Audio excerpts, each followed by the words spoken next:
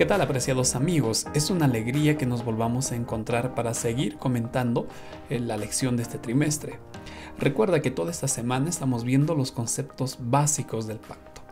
Y el día de hoy, parte de esos conceptos vamos a apreciar a través del ejemplo del pacto que Dios hizo con Noé. De esto vamos a comentar hoy.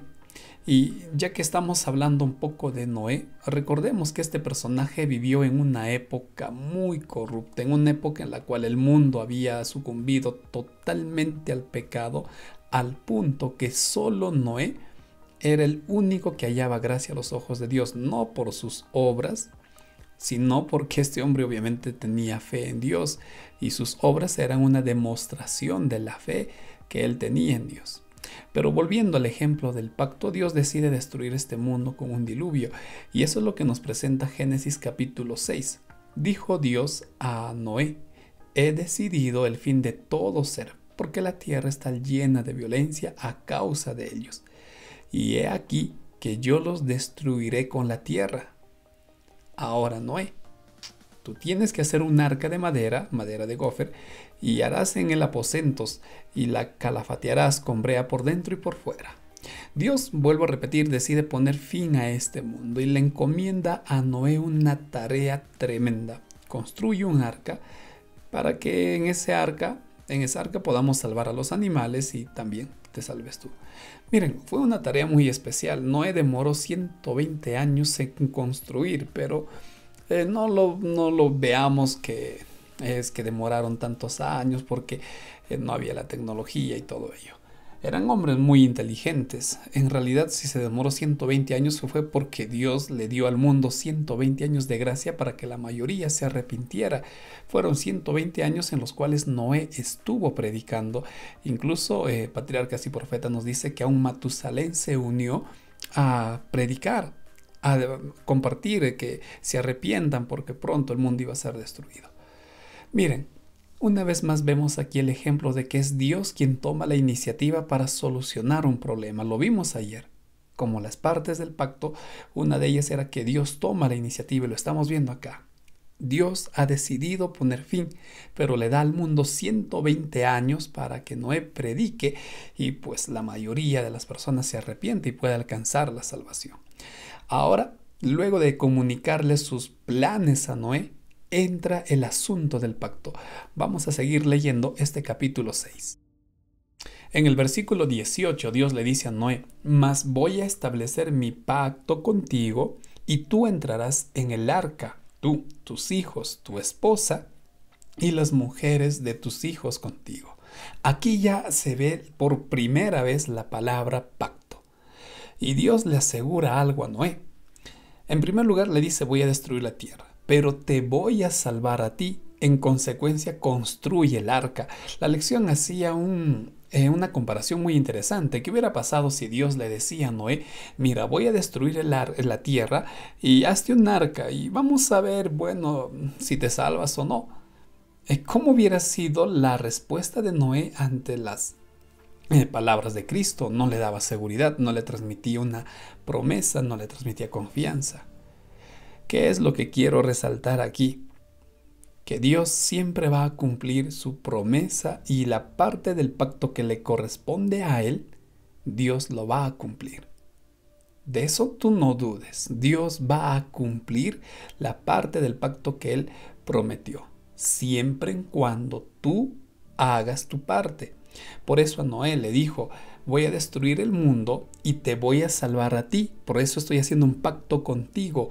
Pero una demostración que tú confías en mí será que vas a construir el arca. Y en esa arca vas a entrar tú, va a entrar tu familia y se podrá salvar. ¿Entienden cómo se dan las cosas? Noé no se salvó por construir un arca. Noé se salvó porque confió en Dios y a través del arca Dios salvó a Noé.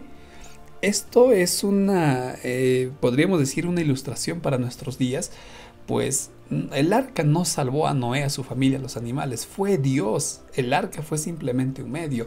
Lo mismo ocurre con nosotros. Debemos de anunciar el evangelio, que es Dios quien salva, pero las personas tienen que ingresar a la iglesia. Esa arca es el instrumento de Dios en este mundo y es la iglesia. La iglesia nos salva. Es Dios quien salva, pero debemos de conducir a las personas a la iglesia porque ese es el instrumento que Dios tiene en este mundo para salvar a las personas. Volviendo a nuestra historia, Dios hace ese pacto con Noé y le da la seguridad que ellos alcanzarán la salvación si confían en Dios. ¿Cómo termina nuestro estudio? Pues dirigiéndonos al capítulo 9 del libro de Génesis. En los versículos 13 y 15 ya se registra todo lo que ocurrió después del diluvio, cuando Noé y su familia salen del arca. Y ellos observan en el cielo el arco iris por primera vez, y Dios le dice a Noé: mi arco he puesto en las nubes, el cual será por señal del pacto entre mí y la tierra. Y me acordaré del pacto mío, que hay entre mí y vosotros y todo ser viviente de toda carne, y no habrá más diluvio de aguas para destruir toda carne. Querido amigo, nuevamente Dios hace un pacto aquí. Nuevamente el Señor hace una promesa y nos da la seguridad de que cumplirá esa promesa. Y un recordatorio de que Dios es fiel a sus promesas es el arco iris.